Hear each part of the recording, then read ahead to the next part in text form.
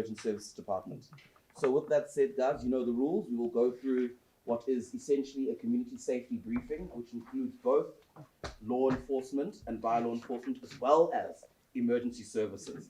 This is particularly necessary given the fact that we have received some very sort of heavy rains and some very sharp and intense weather events, as well as some fires within the bounds of the City of Tshwane, which made it necessary that we give you a comprehensive briefing on the safety of our communities, as well as you will hear from the chiefs the preparedness for the rainy season as well as the festive season that is upcoming. With that said, over to you, Executive Mayor. Thank you so much, Sam. Good morning to the MMCs that are here, the top brass of the TMPD and the Emergency Services Department, the officials, the members of the media, and most importantly, the residents of Tshwane. It was important, especially to the members of the media, that we have this briefing, in addition to the importance of it, that we've had a few bylaw operations where we did not invite you.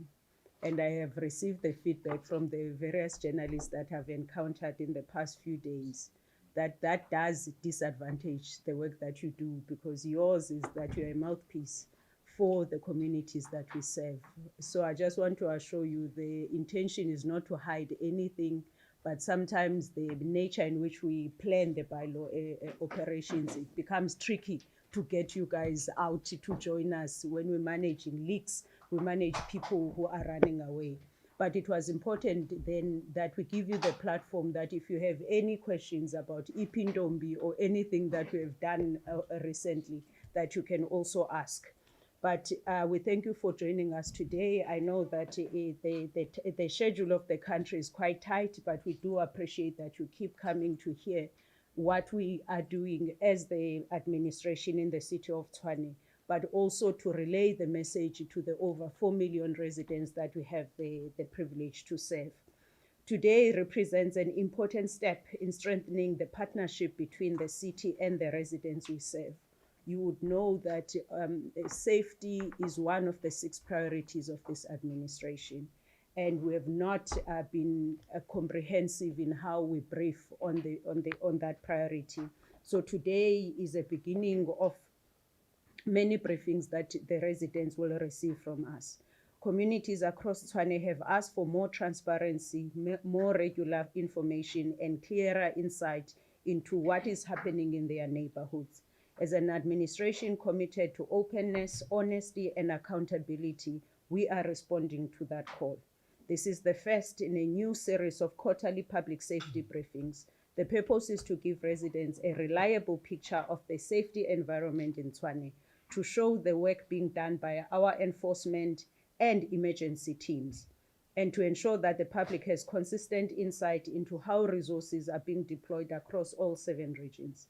The operational data we are sharing today reflects the work of the Tshwane Metropolis Department as well as Emergency Services Department. Over time, this platform will allow us to present trends, identify emerging risks, and demonstrate the impact of our interventions in communities. Public safety is essential to the city's social and economic well-being. When residents feel protected in their daily lives, when public spaces are orderly, and when enforcement is consistent, the entire metro becomes more stable and more competitive. Safety also supports trade, tourism, and investment, and it strengthens the environment in which jobs are created. We have launched our 3.9% economic growth plan, and we will not be able to attract investment to our city if we cannot assure the investors that this is one of the safest cities in South Africa. It is in the interest of building confidence and trust in a safer city that we are gathered here today. I want to acknowledge the leadership of Ald Hannes Coetzee, who's the MMC for community safety, but I also want to acknowledge the leadership of the Metropolis Department led by Commissioner Faro, as well as the Emergency Services Department that is led by Chief Mosia. But today is not about me talking, it's about the chiefs presenting the operational details in terms of the work that we did between July and October, but also give a view in terms of what residents can expect, what is currently happening in their communities, and what they can expect during the festive season and beyond. And so I would like to hand over first to the TMPD chief to go through the operational report from the TMPD side, and then the chief of Emergency Services Department to lead the work that we have done on the side of Emergency Services Department. Chief, it looks like they are setting up, and but you can get started. We will catch up. Thank you, Ian. Thank you to all our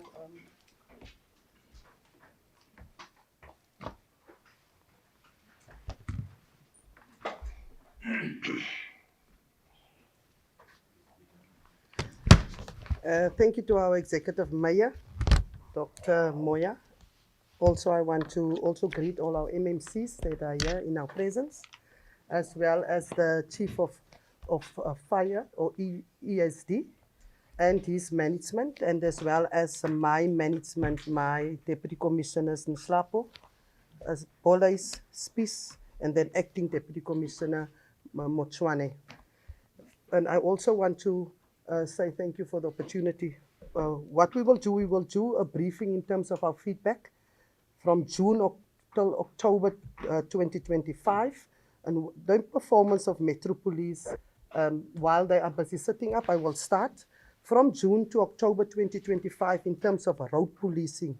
We had 438 road policing operations conducted in all of our 7 regions. From that 438 operations that we conducted, we issued 105,937 R21 notices and 88,047 R231 notices.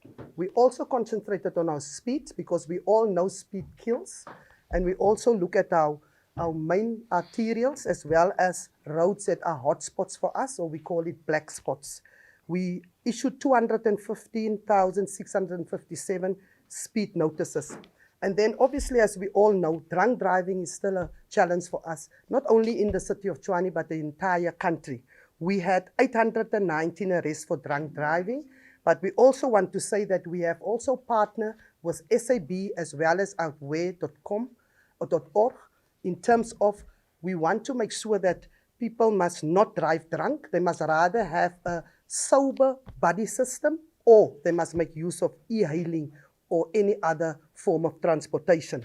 Then we had 732 arrests for pedestrians as a source of danger.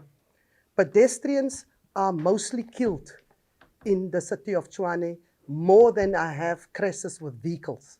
That is also over the festive season or over the Easter period. So we've decided we're going to have our program right through the year, 365 days a year. We're also busy with the social crime prevention unit, educating communities in terms of not walking on our freeways. What we also picked up from that arrest, we had also undocumented immigrants that we also picked up on our freeways. Then we had 3,137 vehicles that we took through our way bridges. We all know that we launched our way bridges again in July. So from July up till October, we had that total. We have 2 way bridges in the city of Tshwane, which is the Acacia one as well as the Centurion one. If we go to the next slide, please. Then, as you know, in terms of the festive season, driving under the influence, I already alluded to. There you can see we had the National Commissioners Forum last week. It was hosted by Johannesburg, and I am the chairperson of that National Commissioners Forum of the country. We partner in the whole of the country with outwear.org, as well as you can see at the bottom, SAB, where we want to make sure that people must be responsible drinking, we call it. We do not want people to drink and drive. So we want to also do the educational side, and not only where we need to arrest people. Then we also, the most areas where we arrested for drunk driving is our region 1, our region 4, and our region 6, respectively. Then we had 359, next slide, 359 bylaw operations. What we also do in terms of our cable theft, we deploy quad bikes where it's inaccessible for infrastructure. We all know cable theft is a problem. It's not only in the city of Tshwane, and our area where we have a big problem is Pretoria North. We also, there you can see, we also put the slide, next slide please. In terms of our IBEC, we have an integrated bylaw enforcement operations within the city of Tshwane. IBEC, what we do with IBEC is not only Metro Police, because we have found that Metro Police will go to a place, however, we will pick up that we need environmental health, we need fire, we need maybe building control, we see we will need health, we see we will need all the departments. Then we are there. It takes 6 months for another department to come. It takes another 6 months for another department, and then it takes 3 years or longer for that problem to be solved. So in the city of Tshwane, we've got that integrated bylaw enforcement committee where all the departments go to a problem the same time. So when we're at the problem, we will then make sure whether it's a spaza shop, whether it's a problem building, and each and everyone will then perform their mandate. It makes it so much easier that we know what our problems are in terms of bylaw enforcement, and then we all go at once. There we just gave a breakdown. I'm not going to go through everything. We visited between June and October 1,104 premises that we inspected. And if we say inspected, it's not only Metro Police, it is all the other departments that I just mentioned. We also look for illegal water connections, illegal electricity connections, and then we will also enforce that when we are there. We also, if you look at, we closed 26 business temporary, and that was done by our health department and our fire safety in terms of that legislation. You can also see we take waste management with. There is all of the things that we put down there. We also had, at that premises, we also arrested, and that is over and above what we normally arrest on a daily basis, 3 illegal immigrants, and then there was alcohol-related arrests, and then there was also 3 arrests for multiple offenses. And if you look at the Section 56 that we issued, you can see the Business Act, it was 704, Waste Management 37, and then Street Trading 29, and then also in terms of consumables, perishables, in terms of the health, we had 360, fire safety did 59, and then there was also electricity supply that we had to look at. It was 1 and outdoor advertising. On the contravention side, you can also see opportunity to rectify. We do not close you that time because the offenses can be rectified. We give you, whether it's 14 days, it all depends on the offense. You can see 61 notices was issued, health issued 229, and building-related contraventions was 27. Fire again issued 23, waste management 4, and then there was notices in terms of public health that was 8. If we go to the next slide, you will also see in terms of crime prevention operations, we executed 326 crime prevention operations, and that was in all 7 regions of the city of Tshwane. And then if you go to the land invasion side, we had 200 land invasion incidents that were responded, is the next slide, that was responded to. And we also patrol proactively the hotspot areas. And by doing that, we could, including the hotspots that we responded to, we could demolish 2,383 structures. In terms of the TMPD pound, there we gave just a breakdown. You can see the vehicles that we impounded. It's not only vehicles that park illegal, it's also unroadworthy vehicles. Vehicles that were stolen, and then also vehicles that we found that maybe that were hijacked. The problem with the illegal parking, especially in the CBDs, the emergency services cannot come past if a person just leaves their vehicle in the middle of the road. And we found that people are just leaving their vehicles in the middle of the road, and then they go, or they park illegally. And we do know that we have constraints within our CBDs. So that is the amount of vehicles that 4,424 between June and October that we had to impound. But as I say, it's not only because of illegal parking, it's also because of crime-related matters. And if we go to the performance in terms of our crime prevention, next slide please. We had 291 social crime prevention interventions. If we say 291 social crime prevention interventions, if we pick up proactively, there's bullying taking place. If we have to go to shelters of abused women, to inform them how to apply for a protection order or any other matters that we deal with that is got to do with social crime prevention. We also employed 83 of 120 safety ambassadors. These safety ambassadors were employed and are deployed in Region 2, 3, 4, and 6. They will assist in the CBDs for visibility. They will also be in shopping malls. They will also be around when there's SASSA payment, and they are in close contact with TMPD. So they are our eyes and ears where there is also on the beat to make sure that we can assist also our vulnerable. We also let them be our eyes and ears so they can give us information in terms of where there is a hotspot that we know that a patrol vehicle and a uniform will not do the trick. So they're assisting us in that regard. Then in terms of cable theft, which is the next slide, we had 57 cable theft operations. As I said, Pretoria North is our hotspot at the moment. We also have, obviously, looking at our infrastructure that we do know that we need to protect. We have our APSS, which is our security leg. And then I will just give feedback just now in terms of what we have done to assist and make sure that they will be able to protect our infrastructure. Then to the next slide, together with the South African Police Service and all the other role players, we also participated in 108 Sanella operations.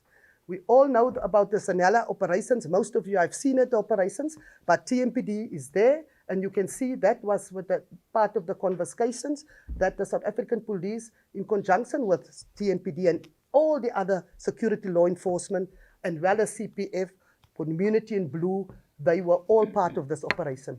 And then next slide. There we all know Ria Spanna, all of us know about it, it's on a Friday.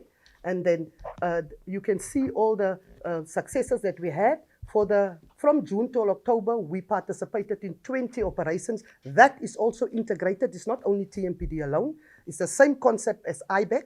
But what we also do there is that we have our road people there that will make roads and transport that will make sure that the potholes are filled. They will also make sure that the markings are done. We have our people that are also with the City of Tshwane that will cut the trees, they will cut the grass. They will also make sure that if there's leakages, they will also assist with that. We will also do illegal connections. If we must do that, we will do that. But all of us said is integrated with all the City of Tshwane role players. Fire will also do their fire inspections, as well as health, as I said, especially if we go to spaza shops. Next slide, please. This is where we are, Tshwane Atima, that we all know it is illegal electricity connections as well as water. So we go with the water department, we also go with the electricity department, and then we assist them going to areas where it's prone and that we know there's illegal connections. We also remove transformers, and we also make sure that if the arrest has to be made, we will do so. So we had 254 operations from June till October. The next slide is just, we all know we went to Soshanguve for about 2 weeks, and that was in the month of August. Also where we had the IGR operation, and then the 14th of August, we had the event there. But before that, that is all our successes that we had in Soshanguve alone for that 2 weeks. I'm not gonna go through everything, but as you can see, but that was also integrated with the South African Police Service and all other law enforcement agencies, as well as the service delivery departments of the City of Tshwane. We made sure that we filled potholes, that we make sure that we have painted the roads, and then we also made sure and we light up the area. There was also Vuma camera that was installed, so we can also make sure that we can monitor, especially we do know that stolen vehicles, hijacked vehicles, and we all do know what type of crimes are taking place there. So there you can see what we've done there. You also know not so long ago, we removed 95 of that illegal structures there by a Mobopani station that was crime generators. We moved that, and then last week we removed over 50 in the opposite Mums Mall also, structures that was illegally. So we do that in conjunction, as I said, integrated. Next slide, please. This was just the event on the 14th. After we've done all that work, that we just had our launch. We all know that there is a launch taking place in every metro, as well as in the different municipalities and districts all over Gauteng. Next slide, please. We can skip that slide. This one is in terms of our, can you go to the previous one? This one is within Metro Police, we establish a women's network forum as well as a men for change. This is to assist with the GBV and femicide that we have in our country. So the women's network forum will then look internally as well as the men for change, because we do not want the protector to also be a perpetrator. And then in terms of the men for change, they will go into the areas. We do know contact crimes at the moment, as well as our sexual crimes is very high in Mamelodi East as well as Temba. So we want them to have seminars and we want them to go into the community and also make sure as TMPD we do that role as well. We don't want to also be the arrest we do, but we will also want to assist with the core of the problem within our communities. Then in terms of 9th of August, I'm almost done. Every 9th of August, we have a march where we march to the union buildings, and then all of the law enforcement agencies within Gauteng, they join us to march to the union buildings in honor of our previous ladies that did that for us, and we honor them for that. Then in terms of the TMPD, in terms of appointments, we had quite a few appointments. We had appointments of 7 brigadiers that was between June and October. We also had other appointments that I will just allude to. We have 200 trainees that we are currently busy with in the process. They will start at the month of January. And then we also have look at the grading scheme that was an issue for very, very long in the Metro Police. And then also we looked at our structure and how we can make sure that previous things that was not done right, that was done right now. We also appointed our colonels were also put right, as well as administrative staff. And then the investment in the TMPD will also help with the law enforcement outside, as well as internally to assist with administrative functions. Then in terms of the Hatfield, we all know that we have, Hatfield is a hub where we have universities. And what we do, we have also, with that, we have certain crimes that comes with that. It will either be crimes where there is drinking in public, will also be drunk driving, etc. So we have the cameras also put out there so we can protect our future leaders that are currently busy studying there. We don't want them to become targets and vulnerable. We work together with the South African Police Service and the cameras and the smart cameras to make sure that we can assist in that regard. Then the weighbridges, I alluded to it. We launched 2 weighbridges within July relaunched in 2025. It wasn't up and running for a very, very long time. So we've got Acacia as well as Centurion that we relaunched. And I've already gave the total is over 3,000 between that time frame that we already have overloads coming through our City of Tshwane. We are concentrating, especially the cross-border, where the trucks are coming from, and as well as our economic hub, which is in the Rossland, Pretoria North area. The next slide is just where we had the provincial Safer Festive Season operations that we launched in Ikaraleni. Next slide is that we launched our festive season in Eersterus at the sports complex, and that was during the month of October. Next slide, please. Here is also where we did the oversight in terms of the 200 recruits at the TNMA, where we are busy now. We are already done the physical. We are already done the proficiency and writing, and we will go now also for the interview so that we can be in time so that they can start with their training within the month of January 2026. Then TMPD also, the next slide, has a remembrance hall where we lost 3 officers in the line of duty, and then every year we have a remembrance hall for these officers. So we've done it at the HQ of TMPD where we've done that. Then at Hammanskraal, we had a career expo for the young ones. We want to really make sure that they do not do crime. We want them to become maybe workers within, not only in Metro Police, not only in the fire department, but within the City of Tshwane. So we had a career expo there, and we want to encourage the young ones to be disciplined and to finish their school so that they can also take over the baton from us and one day be sitting where we are sitting today. And then that is just, the next slide is just the security one that I spoke about. You can see what we have done. The security APSS, they were actually insourced in 2019. However, from 2019 up till June 2024, they were actually only receiving a month-to-month. They no benefits. They didn't have proper training, uniform, etc. So what we have done in the meantime, you can see there how many sites we visited. You can also see in terms of the number 2, we've done a skills audit of 1,274, which they are. And then we also make sure they get training in tonfa training, pepper spray training, self-defense, supervisory, and minute taking. We also made sure that there's a phase-in terms of their benefits. Year 1, they will get their group benefit scheme, annual vacation bonus. Year 2, the medical aid and the pension fund. And year 3, housing allowance. This is the first year these members received a bonus. And we are really thankful for our principals for that.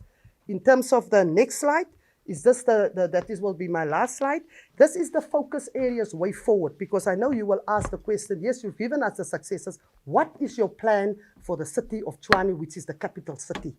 That is our 10-point plan. It's in line with the South African Police Service as well.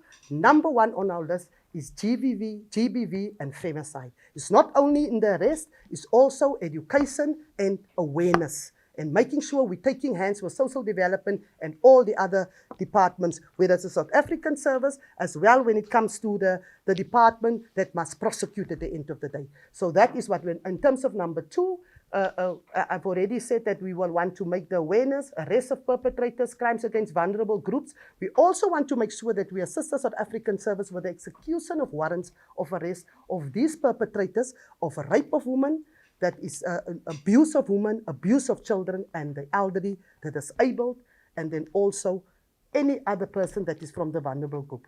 We also have the combating of aggravated robberies that we're looking at, businesses, and we all know it's the end of the year, the holidays is there, people also, residential that we want to patrol, because people go on holidays, and then your residence is open. You don't want to come back from a relaxing holiday, and then you find that somebody has broke into your house. We also want to appeal, please, if you that still have, do not put the lights on, get somebody to put the lights on and off. Criminals can see. If you buy a new TV, if you buy a new fridge, do not put the box outside your house. Criminals can see that you just bought a new TV, you just bought a new fridge.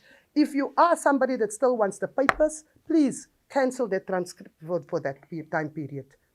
Don't leave your outside light on, because they can see during the day the light is on, it stays on, and they do know you are not there. So we want to appeal if we can use that safety tips also. In terms of the enforcement of border security, what we will do is in terms of, we all know that undocumented immigrants are flocking into our country. And also we still have the same problem within the city of Tshwane. So that is one of the routes. From there, we will look at the vehicles. That is why to the way bridges, we make sure those trucks that they are not transporting undocumented immigrants into our country. Then in terms of illicit goods, that is the same thing that we want to do. We do not want people to bring drugs into the city of Tshwane, and we will be every day. We're not going to just have weekend operations. We want to stop you from bringing into stock up for the weekend. So what we will do, we will have patrols on our byways, highways, where we know that people will transport, and also at night, because we do know that people think that we are not visible at night. We also will look at the enforcement of firearm, the Control Act of 60 of 2000, and we all know unlicensed firearms, and also fitness for you to have a firearm. You cannot be under the influence of alcohol and you have your firearm with you. So we want to look at all of those things. We will then request the South African Police Service to do a Section 102, and if need be, if it goes to court, the Section 103 in terms of the Firearm Control Act 60 of 2000. Then in terms of the, we will also look at and assist with the South African Police Service when it comes to the selling of liquor, also Second-Hand Goods Act, and focus on drug trafficking and transportation and selling of drugs. Then bylaw enforcement for us is very, very important. We are already heightening our bylaw enforcement. We've established our IBAC. All our departments are on board. Not only the bylaw unit, we make sure each and every Metro Police officer within reasons, all the reasons, must enforce the bylaws. So we will heighten also that. Road safety, I've referred to it. driver fitness, vehicle fitness. If I say driver fitness, you need to have the documentation to drive that car. You need to be sober. You need to be able you must not be under the influence, obviously, of any narcotics to drive that car. In terms of the vehicle must be roadworthy. If we say it must be fit, we will look at speeding. We will look at drunk driving. Overloading, this time of the year, it is prone. We all know that we all leave, we go with taxis, we go with buses, we go with other transportation, and then overloading and the luggage is normally a problem that we sit with. And then if that vehicle is in an accident, is multiple people that is injured or deceased. So we want to look at that and stop it before people are leaving.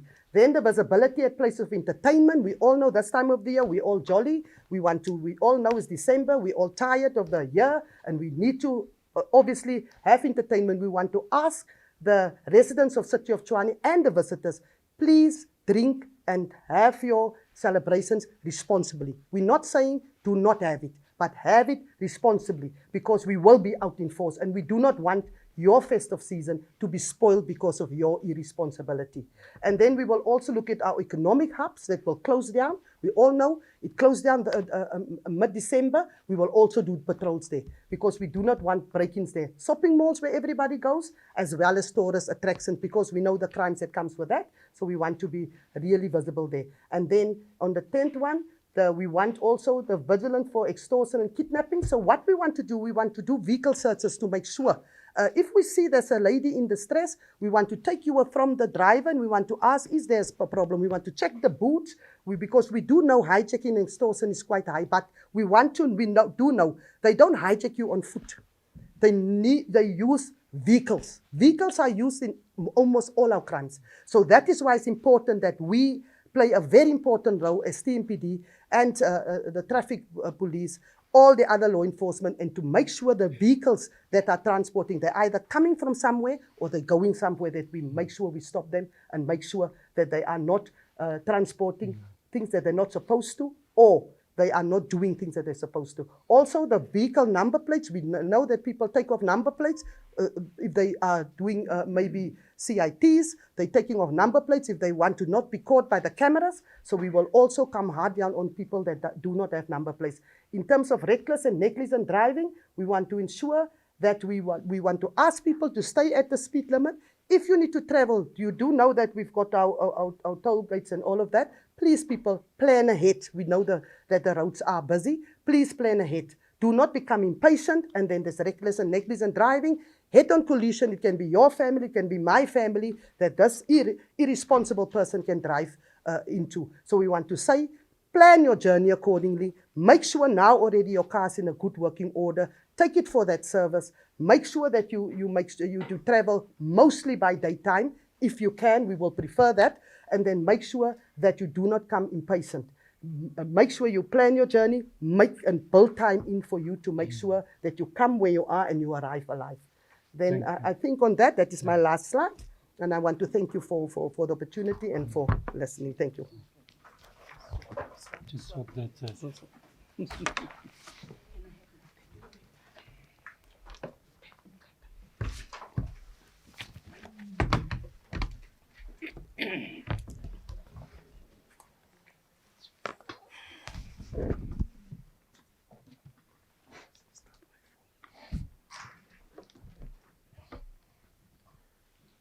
We are now getting a man of few words. We are almost there. We complement each other. Yeah. Please, please. No, thank you very much. Let me acknowledge the presence of the Executive Mayor of the City of Tshwane, Dr. Nasiphi Moya. I'm close to Okay. here next year. All right. Yeah. I was just saying that let me acknowledge the presence of the Executive Mayor, the MMCs, Chief Faro and the team, and her team, and my team. I'm here with Dr. Charles, who is the divisional chief in the department. I'll be presenting to you the work that we have done between July and October as emergency services.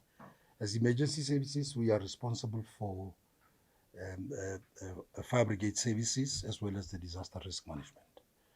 And I'll be giving you the statistics at a high level pertaining to what incidents we responded to in that period. And then later on, I'll talk to you about our readiness pertaining to the current heavy rains that we are experiencing, as to what is it our readiness and what is it that we are doing. What have we been doing until so far? Because the rain started towards the end of September into October. But the stats for November up until now is not included in the presentation. They'll be available later. Next slide. Thank you very much. This is a total number of incidents that as emergency services we responded to or we attended to between July and October 2025. I'm just giving you a high level breakdown of what type of those incidents, because we're dealing with a lot of incidents. Remember I said that we're dealing with fire brigade services and disaster risk management. So in terms of structural and transport fires, you can see there we've got 508 that we responded to in that period. And in terms of the biggest chunk of the incidents that we attended to is grass and rubbish fires. People are littering all over the city and they lighting the litter, and we have to respond to that, and we would encourage communities to stop littering and throwing things all over. So we've got a lot of fires that we're dealing with there, 2,316. Transport-related incidents, it's also 225. Also, because the rains started end of September into October, up until now, we also had some incidents starting from the end of September into October. We had 29 incidents across the city that we had to respond to relating to flooding. We are not only focusing on that, we also have got special services, humanitarian services that we render to communities where life, property, or environment is involved. We have to respond to try and prevent or mitigate those incidents. Next slide. The next slide is just focusing on fires,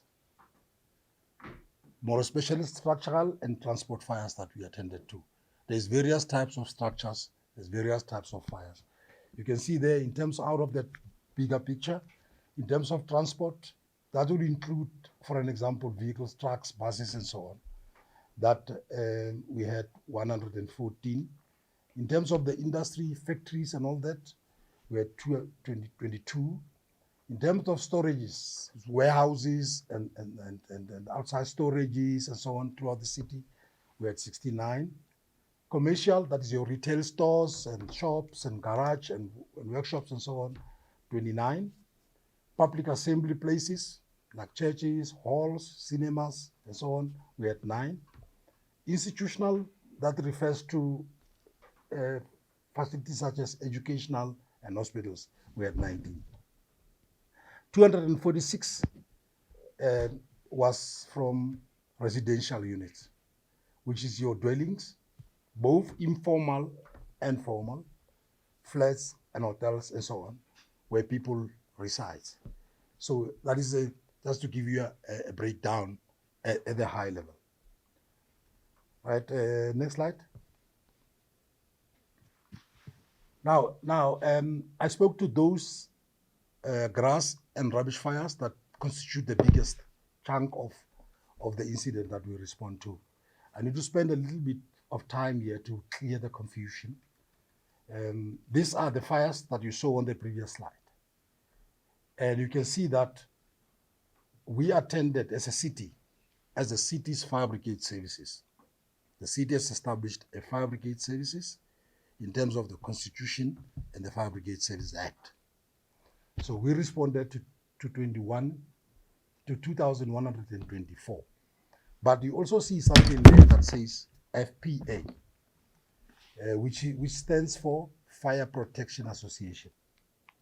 There's a lot of confusion in the media space about fire protection associations or fire services. let me clear that, let me bring about the difference between the two. I said that the city has established a fire brigade services because the constitution, which is the supreme law of the country, prescribes that firefighting is a competency of local government. Every municipality will establish some. And now I'm talking about fire protection associations. This is an association. These are a group of landowners, plot owners, and farm owners that come together to establish a fire protection association. And they do that with a different, or they do that in terms of a different legislation. That legislation is the National Veld and Forest Fire Act. So once they have established themselves as a fire protection association, they approach the Department of Forestry, Fisheries and Environment, which is the custodian of that piece of legislation. And they get registered and issued a certificate as a fire protection association. Their focus is solely on veld fires. They come nowhere to rescues, they come nowhere to firefighting of structural fires and so on, which is meant for the fire brigade services. So we are working together. In Tshwane, we've got about 7 of these fire protection associations. All over this, we've got one in Kalinen, Apis River, Crocodile, Velbekend, all over the city, with the 8th one still registering now. So we've got a forum between ourselves and them. We plan together because the bigger part of Tshwane is rural and there's a lot of veld fires. So that's why we're working with them. And in some cases, when we have to respond to fires, we find that they're already there and they're already extinguishing the fire or they've already attended to it. That's why we brought that slide, just to show you that we are working with other organizations that are established in terms of the law of the country. The next slide.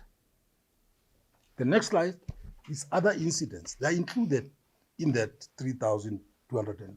In terms of accidents, which include your motor vehicle and all type of accidents that we respond to, where we rescue people. You know, we're not having an ambulance service, but we rescue people, treat and stabilize and wait for an ambulance to come and transport to the hospital and hand over. I spoke about that. That figure there is 29, not 26, on the flooding incidents from October to November. It will be corrected. From September, end of September to the end of October. I said that the current incidents that we are dealing with are not yet included in this slide. Special services, you saw this on the previous slide, and you may be wondering what are special services. These are all humanitarian services where people's lives are involved, or where we respond in terms of taking proactive measures, where we prevent, where we mitigate, and so on. Go to the next slide just to give examples. In terms of the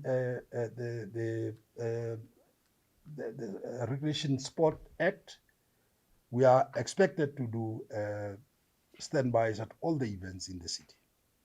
Because there will be stampede at the events, there will be incidents happening there, people's lives may get lost and so on. So we do all standby at all the events in the city that went through the city chalk, or that went through the ESWPC, which is the structure in terms of that act. And then we also respond to hazardous materials. Those are dangerous goods, chemicals that are being transported through the city, that are being stored in the city, that are being processed in the city. So we respond to all those incidents as well. And we also provide assistance to the Gauteng Provincial Health Department and the South African police services. Sometimes we have to assist the ambulance service, for instance, for taking a patient from the 10th floor to the ground floor. And it may be a big person, and they are struggling, they would call us, then we go and help to bring the patient down. We've got a rescue diving team and a swift water rescue response team. Sometimes we help the South African police services to recover bodies of people that drowned. Recently, I think resulting last week, we had some heavy rains, and the Epis River was flowing, and 3 people tried to cross the flooding river, and they were swept away. But I think by yesterday, all those 3 bodies were recovered by SAPS in conjunction with our teams. So working very close together with SAPS. You'll remember the Henops River, that was involving the police officers and so on. Our team was at the forefront of that. So the removal of fallen trees do fall when the wind is strong, like it happened yesterday. We still have got a lot of trees that are closing roads, part of the roads that are lying across the roads and so on, that we are busy with cutting now. But you'll appreciate that some of these big trees are very big. It takes a long time to cut it into pieces and remove it out of the road. So we are currently working with the Regional Operations Coordination Department, and us are cutting those trees to remove them to clear the roads. So sometimes just the wind comes and the tree falls, and then we get a call, or it falls on top of the roof of the house, or it falls on top of the car, or it blocks the driveway. So we respond to all those and go and remove them. We also rescue animals. Believe it or not, we also rescue animals. Recently, we've rescued a donkey and a Brahman bull at Olivenhout. Both of them fell into septic tanks, and we had to go and rescue them out of those. We also help people that are stuck in lifts. There's a lot of high-rise buildings and so on. So we help people to remove them from there. Hydrant open and gushing water, people are not, they open up our fire hydrants and they leave them open and water is gushing. So we are the custodian of closing those fire hydrants and locking them, because we are the end user of the fire hydrants. We also cut handcuffs. Just to make an example, handcuffs, the police would call us and say, hey, we don't have a key, come and cut. We go and cut the handcuffs. Even the rings on fingers, the hospitals do call us. Somebody's ring is stuck on the finger, they can't take it out, we go and cut it. I think that is more or less that in terms of the feedback of what has been done. Now I'll take you through our readiness in terms of the current flooding. What are we doing at this point in time? Yeah. So I'm saying that the South African Weather Services has predicted that there's going to be above normal rainfall throughout the summer season, and we know that that may end up in March. This financial year, I think this year it ended up in June. We've been having rain in June, so we don't know when it's going to end, but it's going to be above normal. South African Weather Services, we're working very close with South African Weather Services. They issue the alerts, like the one I'm having in front of me. They issue all these alerts twice a day, where they inform us about the impact. It's called the impact-based weather alerts. They will tell you whether it's level 4 or it's level 2 or it's level. We recently had a level 9. We're expecting it to be more disruptive because it is the higher level, but it was disruptive, but we managed to deal with all the incidents that came from there. Once the weather service issues these alerts, our duty is to communicate these alerts and the warnings to all the communities of the city through various platforms. We want to wish to inform our residents and stakeholders about our heightened readiness for the current heavy rains as predicted or as forecast by the weather service. The city has got all the disaster plans as required by the law in place. Over and above that, we've got, in as far as rain is concerned, we've got specific or hazard-specific plans that we have in place. The city operates, or the operating model of the city is regional. We've got 7 regions in the city, and the weather patterns in each region differ from each other. So we'll have a specific plan, flood plan for Region 7, flood plan for Region 6. And those plans are led by the regional managers of the city in the rock department. And we also have got a citywide plan. And our summer season plan is in place and is activated as we speak. We continue to put proactive measures to across the department in the city to ensure rapid response and coordinated response. In terms of the emergency and disaster response, this is not a one-man show. It's not only emergency services. It's emergency services, all other city departments and entities, other spheres of government, the NGOs that we work with within the Disaster Management Advisory Forum, which is sitting as we speak. And I think first on their agenda is about the heavy rains that we are going through. Currently, the Disaster Management Center of the city here in Arcadia is activated and is coordinating responses, because it's not only emergency service that responds. There's various departments. Metro Police must respond because roads are closed, or there's, so all departments are responding, but the coordinator is the Disaster Management Center. So it's activated currently. And I'm coming to the end. In terms of infrastructure preparation throughout the year or towards the rainy season, we make sure that the stormwater drains, culverts, and channels are cleared to ensure that water flows. And that's why I'm saying it's everybody's business. We're working with roads and transport, who's responsible for that part of work. So they know that they must clear those.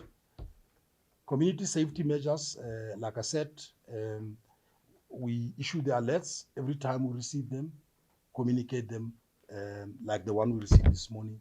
It's already communicated to all communities throughout all platforms, including social media. And then to the city residents, in closing EM, we want to advise them to avoid crossing flooded roads.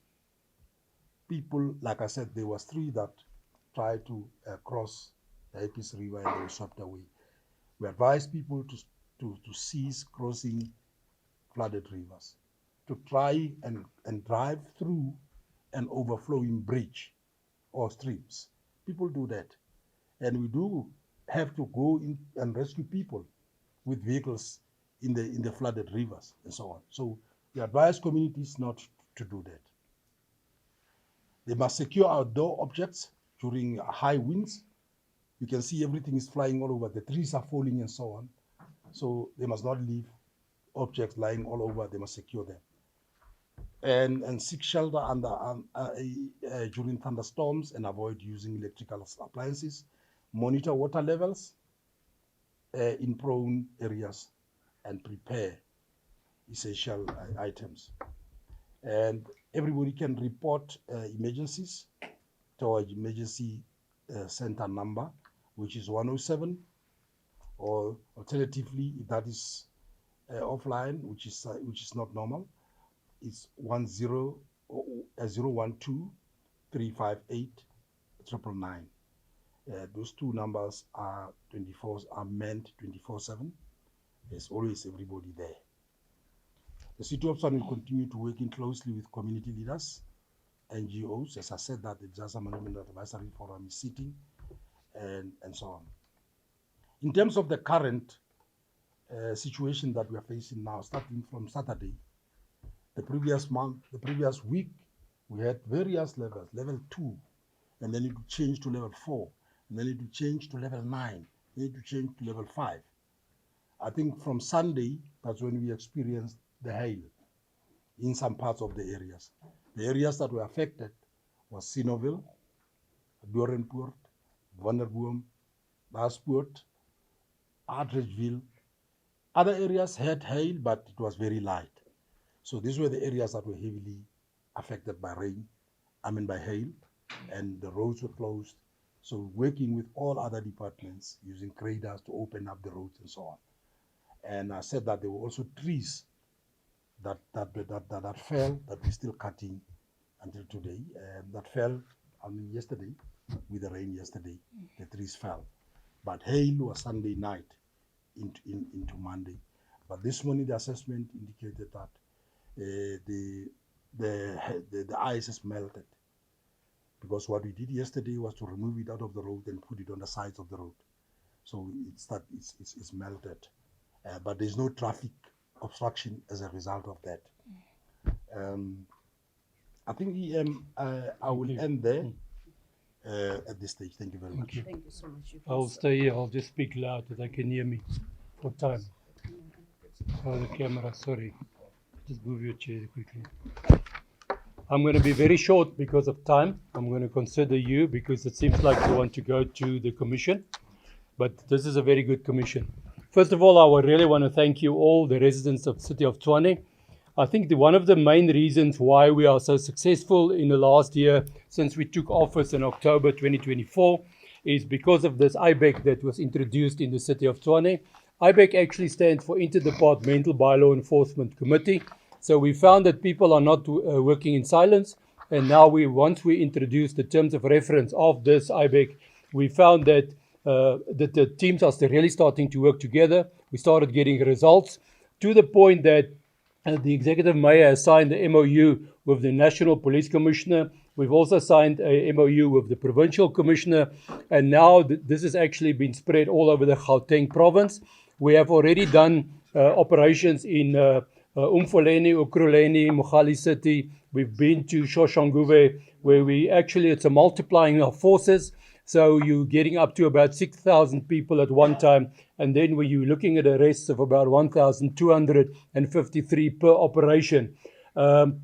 What we also just do, and one of the points that was not mentioned is, you ask, how do we protect our infrastructure? We are looking at the CCTV cameras. We're also looking at new technology to protect our cables underground.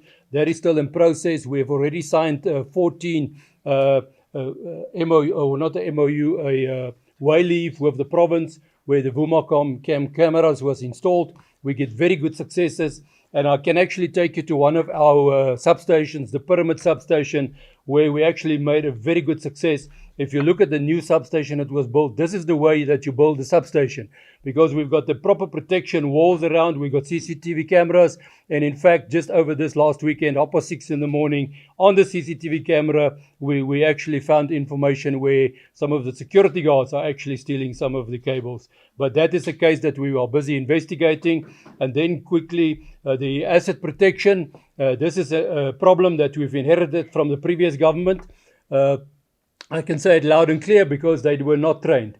This government has taken that as a responsibility in the budget. We have now trained them. We are busy placing them at hotspot areas within our city.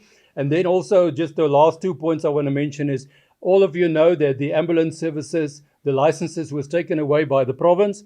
But what this government has done is, we realized that these guys are qualified paramedics. We're not going to lose them. So we retrain them as firemen and firewomen. They were very successful. The last group is now in training. We will have, before the end of this year, they might finish the course.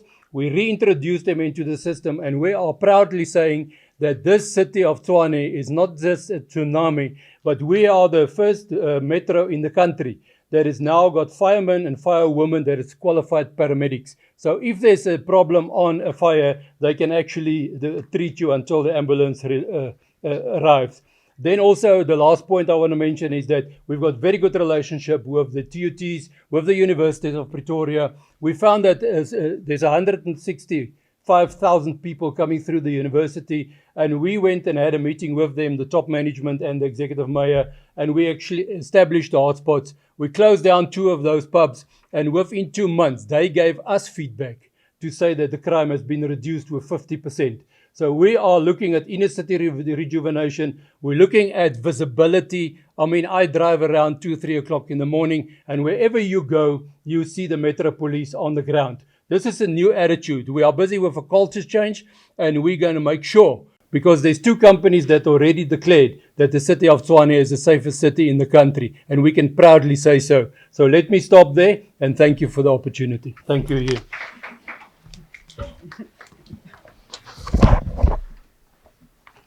We are almost there, ladies and gentlemen. We usually don't take this long, but you would understand the significance of this briefing. It's about us promoting safety of our residents, but also preventing a loss of life.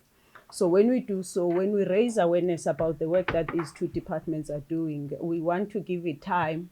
Over time, we will try to be, we'll save some time, but it was important that we give details. But I think what is also important is that when you then start to get people who are talking about privatization, it must be heard here that there is no intention to privatize community safety of the city of Tshwane.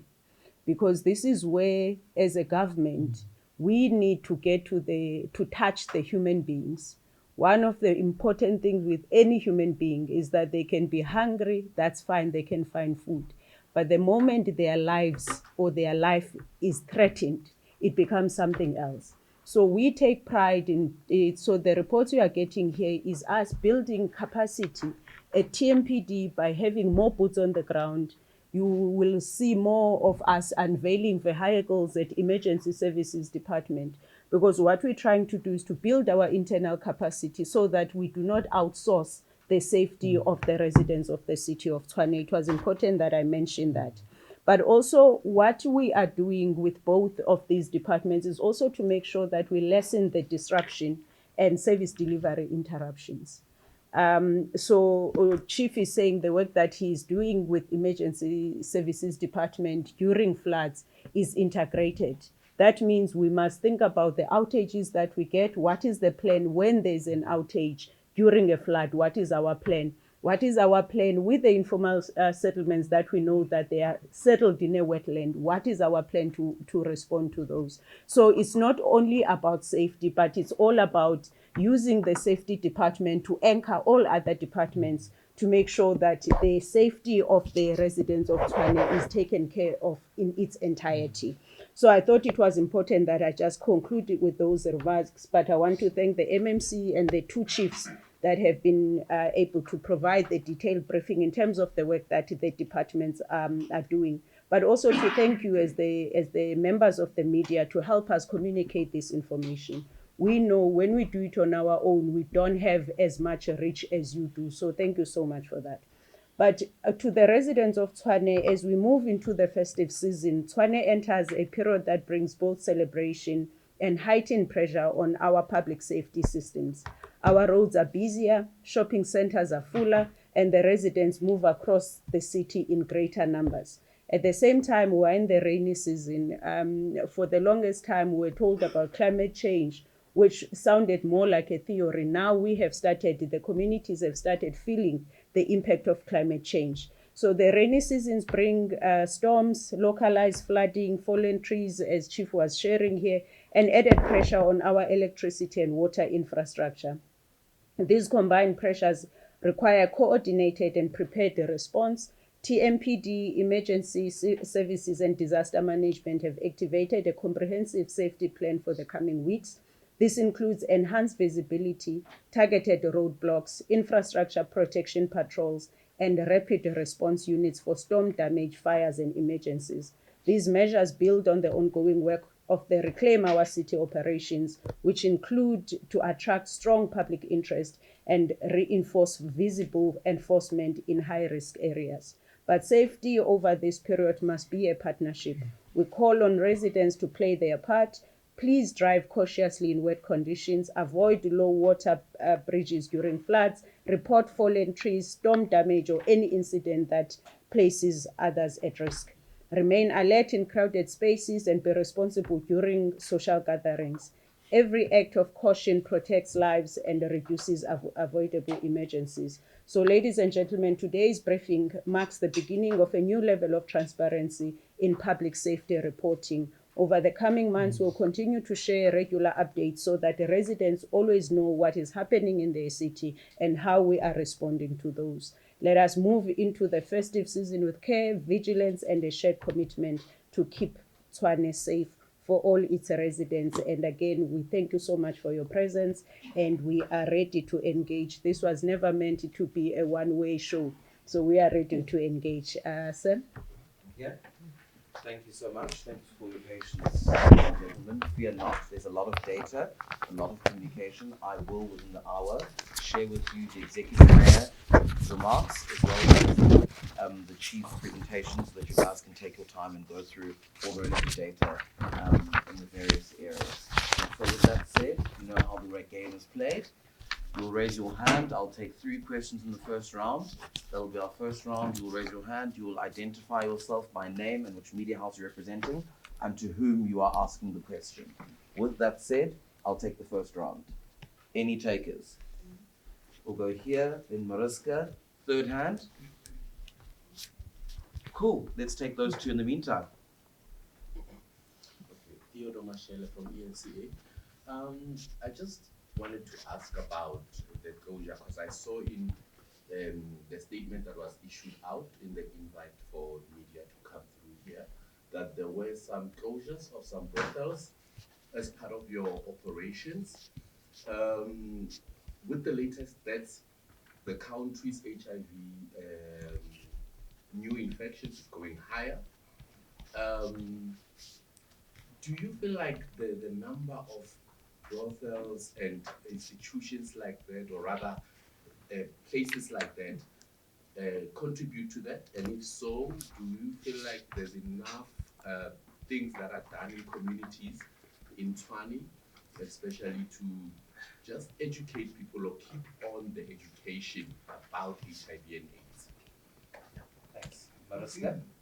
I am Mariska from the Citizen and also about the brothels. So I saw on social media the mayor posted a video about closing down, and then there was a comment that really got to me that said that good job, but now the rates will go up. So I just thought maybe we can get a comment from our leaders in the city. You know, it is now 16 days of activism and so on. What is our message back to these type of people with that thoughts? Thank you. Cool. Thank you. After that round, there will be another round now. So we can put the questions in the meantime. Okay, thank you so much. Let me start with Theodore, even though the questions are quite interrelated. First of all, yes, we have activated our 16 days of activism, of course. And also we've observed the World AIDS Day, the commemoration of the World AIDS Day. And the closure of the brothels that we've done in the past 2 weeks. So I think 2.5 weeks ago, we had a night operation here in the CBD, where we found these Chinese nationals who had, I can't even remember the number of rooms that they have, but it's fronting 41, fronting as a bar. They call it a sports bar. When you come in and it's the same operation, kind of fronting with all these, establishments. When you walk in, you see just a tavern set up where there is, the games being played. They're just selling alcohol. But when you go to the back, they've built structures as rooms. So we've seen that with that sports bar, which was closed down yesterday officially, because the last time we just arrested them because there were also illegal immigrants that were working for that establishment. The one for Ipintombi is quite important, and it's symbolic to the people of Tshwane. People of Tshwane knew that chaos was happening for years, and nothing has ever happened. And it's symbolic of the chaos that you would find in any CBD. And so we've been to that establishment. I personally have been there 4 times. That was the 4th time this year alone. And we did not close it down for various reasons. Mostly, I didn't have the correct team with me to close it down. SEPS has been there. And so Ipintombi has just become a symbol of the chaos that you can find in a CBD. Again, they have a brothel. They also have over 40 rooms in the first floor. That's what we thought until we realized there's a basement where on the 2nd day, so we closed them on, I think Tuesday. On Wednesday, when the TMPD was doing follow-up, they opened on the other side only to evacuate 22 women. Out of that, 20 of them are foreign nationals. So we're not only dealing with brothels here, we're dealing with human trafficking. Because when you talk to these ladies, they will tell you that they were told to come here to work in a restaurant. They were not told that they are here to prostitute themselves. So I thought, let me just give that. So in terms of, are we doing enough? For as long as Maritzka, we have the numbers of women, especially women between the age of 20 and early 30s being the ones that are mostly affected or infected. That means whatever we're doing is not yielding the results that we need. And so we need to do more. So in the city, for the first time, we established the Tshwane AIDS Council. This Tshwane AIDS Council, we're doing it with civil society organization. I chat with a leader from the civil society organization. What we are learning there is that the drivers for infections, they are socio-economic rooted. The conditions, if a woman is depending on this man to get toiletries, the power dynamics have an impact on it. So there's a lot that we still need to do in addition to raising awareness. TMPD chief is talking about the social crime prevention unit, what they are doing, Men for Change, what they're doing, the Women's Forum, what they're doing to educate communities. But it's not a one department job to ensure that we raise awareness. But also, I think what we have found in all these brothels, yesterday we were at Divorosong. What we found there, all of these, there's a setup where these guys have condoms.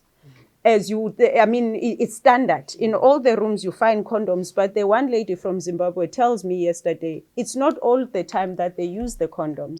Sometimes they would pay and take the money back. That's why for me, I'm saying with all the idealism that we want to put in the issue of prostitution, they also lives that are at risk here.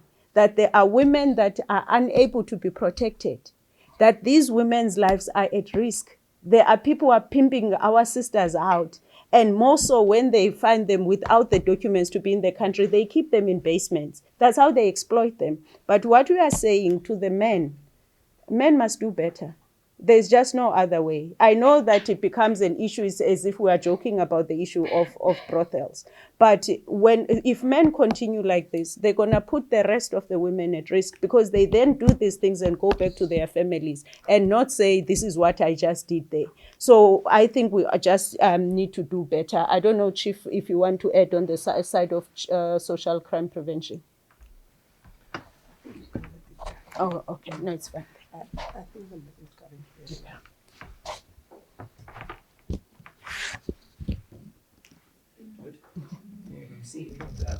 Let me just be quick. You've asked a question, you get negative and positive. Now, it doesn't matter what you do on any media platform, on any X or whatever Twitter account.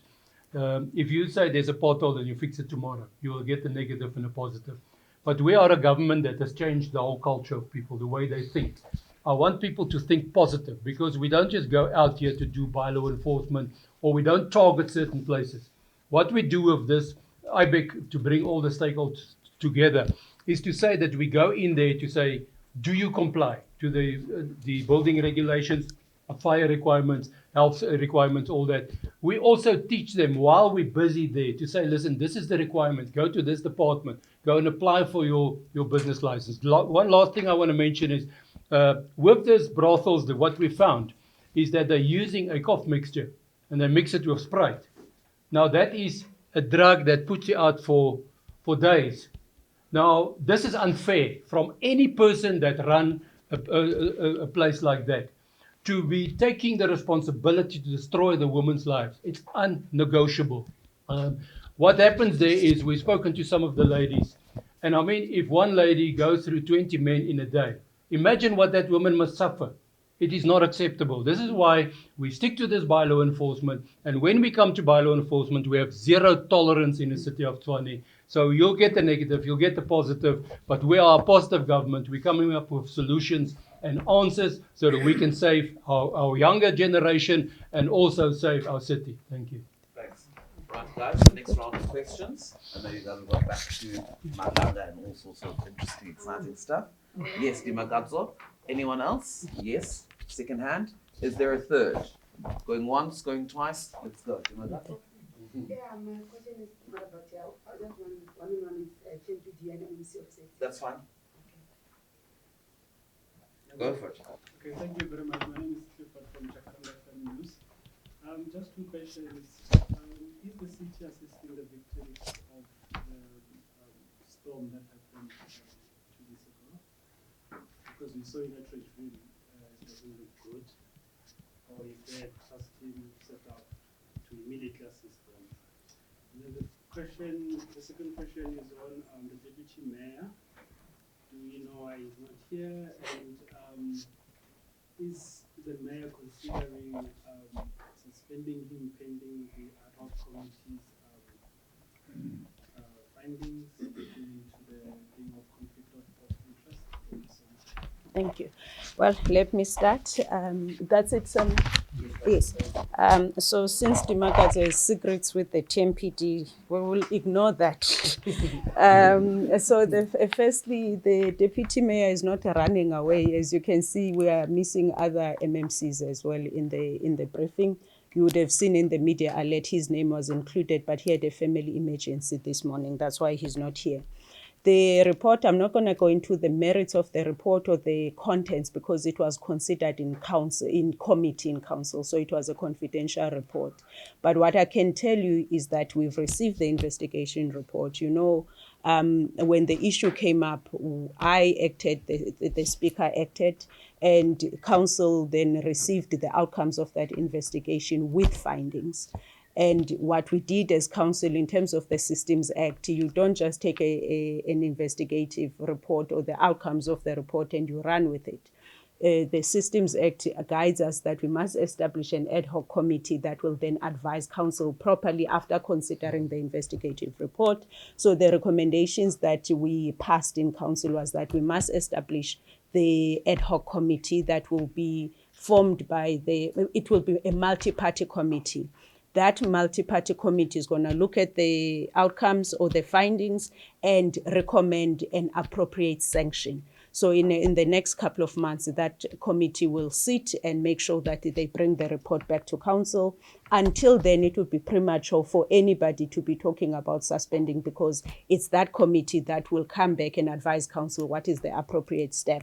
Just for information, the Systems Act says there's 3 sanctions, potential sanctions, should a councillor be found to be guilty or have contravened the code of conduct. One is that you can issue a warning. Secondly, you can fine the councillor. Thirdly, you can recommend to the MEC of COGTA that you want the councillor removed.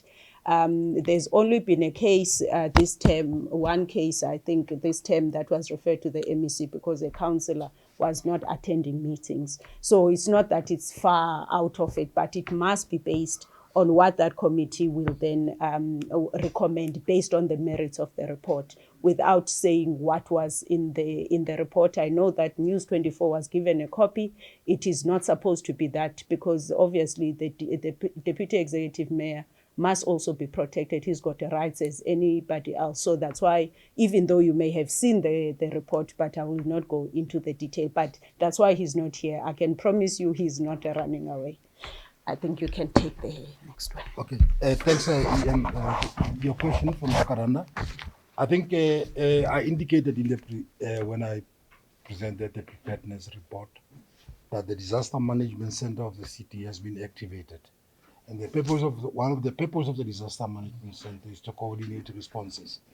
You know, with the rains, there will be electricity outages, there will be closed bridges that are overflowing and so on. So there's various departments that are responding. So as I'm talking to you, the disaster management officers are out in all those areas that were affected by rain starting from Sunday. That is Sinoville, Doornpoort, Wonderboom, Daspoort, Atteridgeville is one of them. So they are busy there, they're still busy there. Like I'm saying, there's a lot of trees that fell and closed roads and so on. But where we find communities that requires help, the city intervenes and provide that type of help. but I think they are out there now. Thank you. Thank you. Yeah. Thank you, guys. Thank you so much. Lot of paper here. Well, thank you so much, Chiefs. I was